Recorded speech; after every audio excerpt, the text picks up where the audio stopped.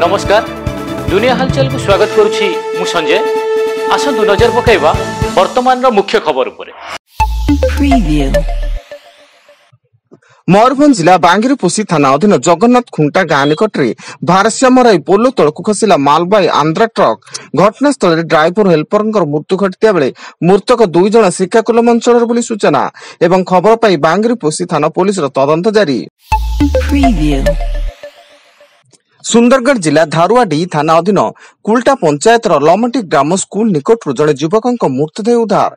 मृतक स्थानीय ग्राम देवानंद शून्यानी होता बेले तांकु केही एक धारुआ अस्त्र गला काटी हत्या करथिबा संदेह करा जाउची एवं घटनास्थल पुलिस छानबीन जारी।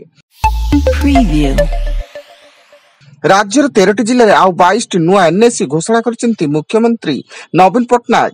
बौद्ध जिलार मनमुंडा पुराणा कटक और बाउंशुणी बलांगीर लोईसिया और सिंधेकेला बरगढ़ साहेला बालेश्वर बालियापाड़ और खोईरा भद्रक धामेरा ढेंकानाल रासोल जगतसिंहपुर कुजंग कलाहांडी नल्ला और मदनपुर रामपुर खोर्धार बोलगोड़ नयगढ़ शरणकूल पुरी साखीकपड़ और काकटपुर संबलपुर रेंगाली और बामंडा एवं सुवर्णपुर जिलार सुबलिया उलंडा और रामपुर आदि स्थान को एनएसी घोषणा करा जायछि।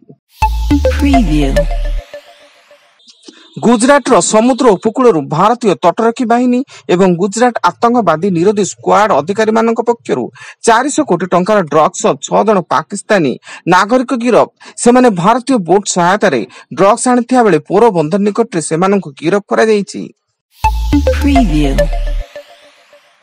भुवनेश्वर राजधानी रे सफाई कर्मचारी दरमा वृद्धि सह 2 दफा दाबी पूरण पर आंदोलन जारी थिया बेले आज मेयर सुलोचना दास सहित आलोचना करबा परे सफाई कर्मचारी माने आंदोलन प्रत्याहार करिसेंती। चलित वर्ष राज्यर 19टी सहर दिन तापमात्रा 36 डिग्री ठारू अधिक रही। पारालाखेमुंडी रे राज्यर सर्वोच्च तापमात्रा 38.1 डिग्री रेकर्ड करा दैतिया बेले बलांगीर टिटलागढ़ और बौद्ध रे 38 डिग्री, भवानीपाटना रे 37.8 डिग्री, नयागढ़ रे 37.5 डिग्री, तालचेर रे 37.4 डिग्री, ढेंकानाल मालकानगिरी और भुवनेश्वर रे 37 डिग्री रहिथिला। आसंता 2 दिन पर्यंत सारा ओडिसा रे एभली पाग लागि रहिबो।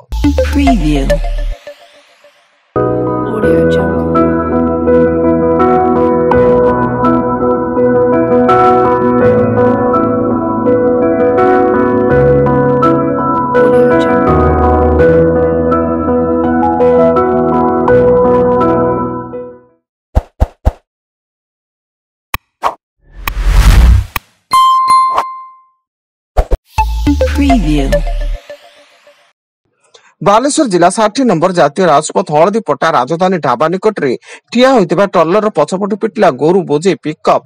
इथिरे गोरु बोझे पिकअप रे थिबा 3 जण गुरुतर भाबे आहत होई बालेश्वर जिला मुख्य चिकित्सालय भर्ती एवं गोरु बोझे ट्रक रो अवश्य गाय माने सुरक्षित थिबा सूचना।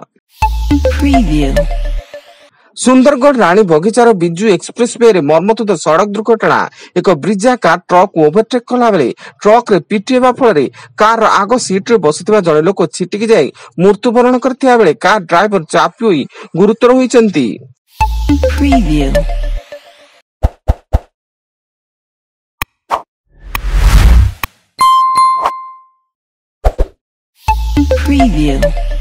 पद्म विजेता मासक 25,000 टंका मिलवा नहीं घोषणा करछन्ती मुख्यमंत्री नवीन पट्टनायक।